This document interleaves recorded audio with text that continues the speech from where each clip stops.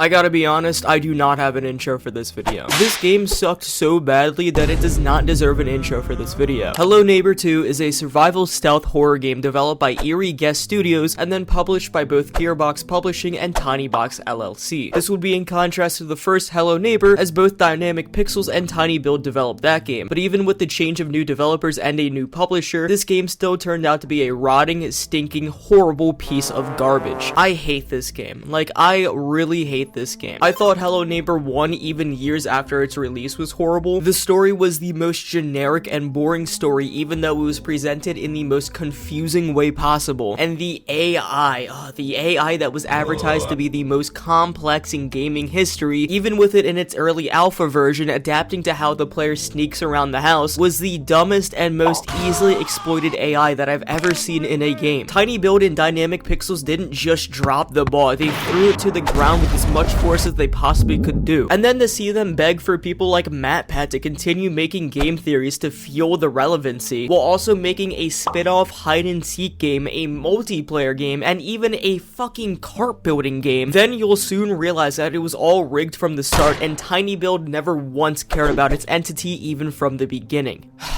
So with that said, it's with a heavy heart that I must confess that I did not obtain this game through Game Pass for free. In fact, I was able to get this game before this Game Pass. That's right, I very stupidly paid physical hard money to pre-order Hello Neighbor 2. Shame me in the comments all you want, it was indeed $40 being thrown away from my wallet, but it's okay because I was able to play the beta version of this game a few months before its release, and even then it was a shit show. I don't have footage of it, but I vividly remember how annoyingly linear the beta was. Like, it included the first two scenes of the game, I believe, that being the barn and the blue house with the cop, but if you would dare step a foot away from where you were supposed to go, you would be randomly captured by some crow person. Even trying to go to the back of the blue house to see an alternative entrance was impossible by the fucking crow barrier. This beta sucks so much that I only played it for about a half an hour before not even touching it ever again. But now that the full game has released, is it any good? No, it's not. I can't do the question like I do in every other of my videos. This game is objectively horrible. So with that said, why don't you all sit back, relax, and watch me pick apart everything in Hello Neighbor 2. Day 1. The game starts off with you as a news reporter driving down a neighborhood at night with you spotting a child by a blue house. The child is being kidnapped by the neighbor in the blue house, and as you watch this going down, he notices you. So he does what any normal neighbor would do after being witness to a potential abduction, and he smashes your window with a fucking shovel before you drive out, swerving after seeing a crow person, who by the way isn't seen again in the game, and crash into a barn. After escaping it, you get knocked out by the neighbor, who very obviously teleported right next to your face for the scripted cutscene, and you wake up in your radio tower, where you go back to the blue house after seeing it in a surveillance camera with the cops pulling up to it. It's now a crime scene for...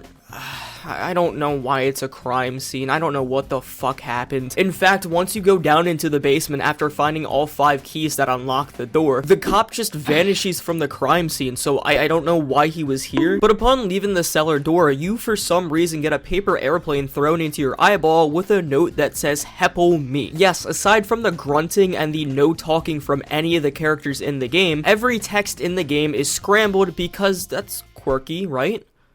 I fucking hate this. You soon turn out to be the world's greatest detective Batman and figure out that this came from the museum, so once going there, you pick up a shovel and you pass out. Day 2. You wake up again in the radio tower and see through surveillance cameras that the officer is talking to the baker at the bakery. So you have to make your way over there, where you have to grab 5 more keys to put in a register. Doing so will open up the register and give you a key to the lobby of the museum. So you make your way back to the museum, where the neighbor is now just chilling out there. Apparently, instead of robbing it as you thought he might have done in the note, he decided to sleep on the cool bear statue and call this place his home. But now that you've unlocked a part of the museum, okay, I'm writing the script a solid 12 hours after playing this entire game just in one sitting, and I kinda forgot what you do on the Day 2 museum.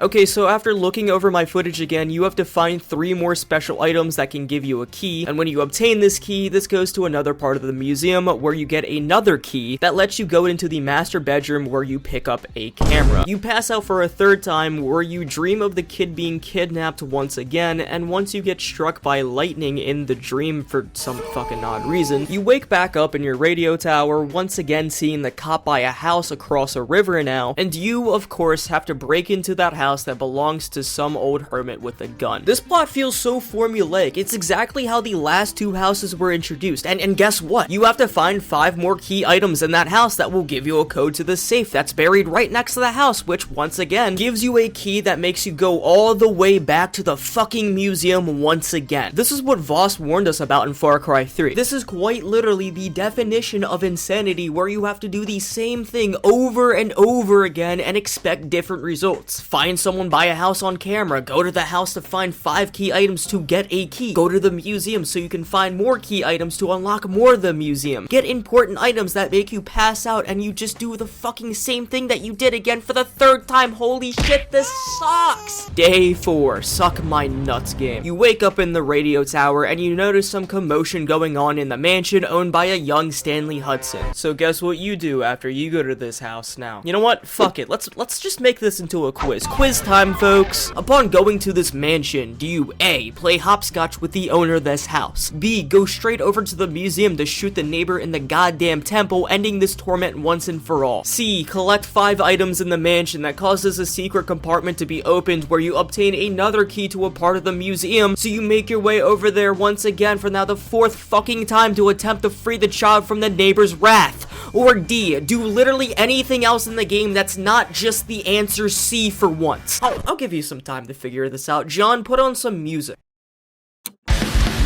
Time's up. Of course it's answer C. You gotta be a special moron if you picked anything other than that. Oh my god, I hate this plot. I guess this time is different. You figure out that everybody is the crow person as it's a cult in this town. Whoop-de-doo, I figured this out on the 2nd day since the museum has a giant-ass crow and everybody in the neighborhood is for some reason protecting the museum and the neighbor and is trying to stop you from doing literally anything. You also, after some puzzle solving, find the kid stuck in the attic of the museum, where the neighbor just locks you in and triggers the final stage. This final stage is exactly like if you would play Granny, where it's like this game, but instead of breaking into a house, you have to break out. This time though, the neighbor runs at fucking 200 miles per hour for no explanation whatsoever, and with a puzzle that's just grab a crowbar that's in the lobby, break 2 planks, pickpocket the Speedy Gonzales neighbor where you get a wrench and use the wrench to put out a fire that has the key, and there you go. You get to escape with the child, but not really at all, because the crow collapses on the neighbor for no explanation whatsoever again, and the kid goes back to the neighbor where you get knocked out by some bald guy, and that's the end of the game. What was the purpose of this plot? I can't talk about this story. Let's just talk about the gameplay. Surprisingly enough, it's just as bad, if you could ever believe that. TinyBuild releasing a Hello Neighbor game with bad gameplay? I would never expect that. Fine, let's just start with the graphics and the environment. It's fine, I guess. I mean, the graphics are a clear step up from its first release. I like this art style more, as the houses and, well, everything still has a cartoony feel, but it also feels a little bit more down to earth, like the very early alpha stage of the first Hello Neighbor. And you know, a lot of people had problems with the environment of like Hello Neighbor 1 starting around alpha 3-ish, when the house started to get a little bit crazier and more complex, even though it was disliked. So I'm glad TinyBuild took that criticism and fixed it, but even then I can see that the developers of this game cut major corners and approached this very lazily. There were grass that was sticking out of stairs that just shouldn't be there in the first place. A lot of the textures looked very 2D instead of it popping out, and a few animations like the baker making dough just looked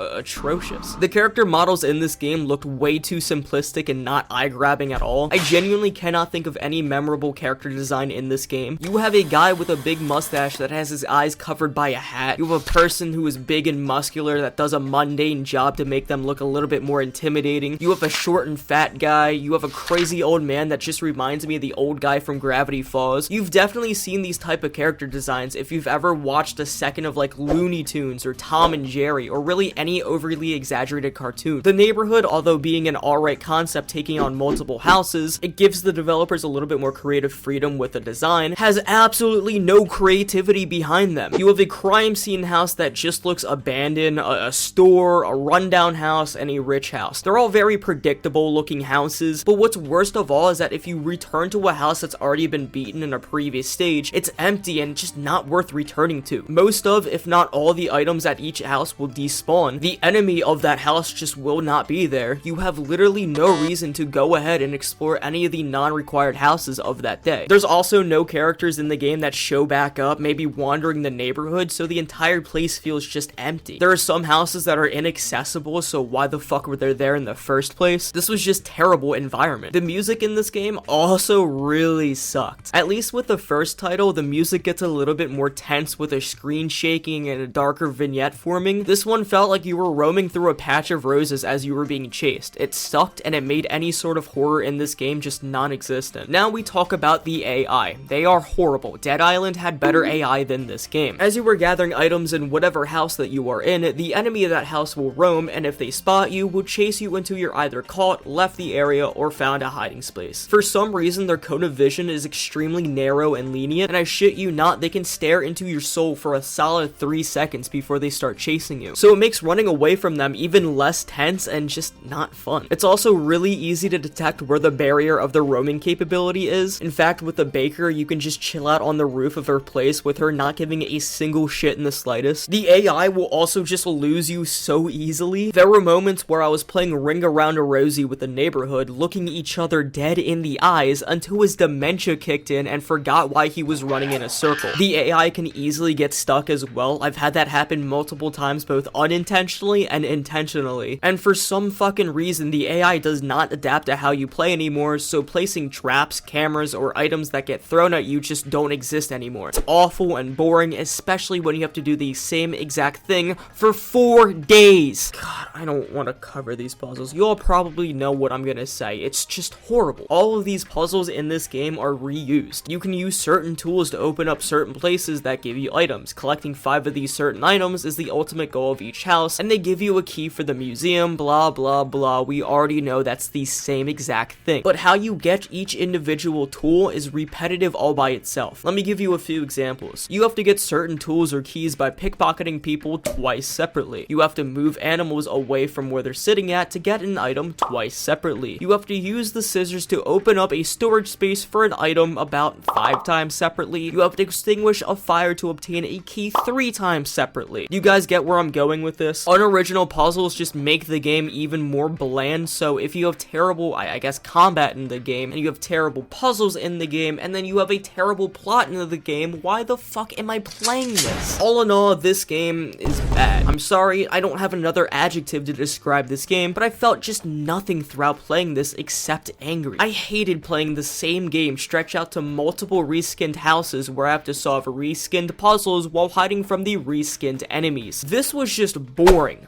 bland, uninspired, lazy, tedious, monotonous, repetitive, dull. Shall I go on? I think the worst thing of it all was that I was at least hoping for a honeymoon phase in this game. You know, where people play games that are really bad, but enjoyable because of how bad they are. I mean, fuck, upon day 1 launch of this game, people were able to complete it in less than 2 minutes, solely because of how poorly designed this game is. But I didn't have this feeling. The entire time, I felt nothing. So is this game worth however much it is on Steam? No. Is it worth the free price if you own the Game Pass? Still no. Even if somebody paid me to play this game again, I would flat out refuse, because this is not even a game. This is just the same puzzle and the same combat stretched out to 4 or 5 hours. But what did you guys think of the game? Did you guys like it? You better say no. Or hate it. Leave it down in the comments below. But for now, I'm gonna end this video here. Thank you guys so much for watching. If you guys liked this video, maybe hit that like button and subscribe, and I'll see you all in a later video. Bye for now.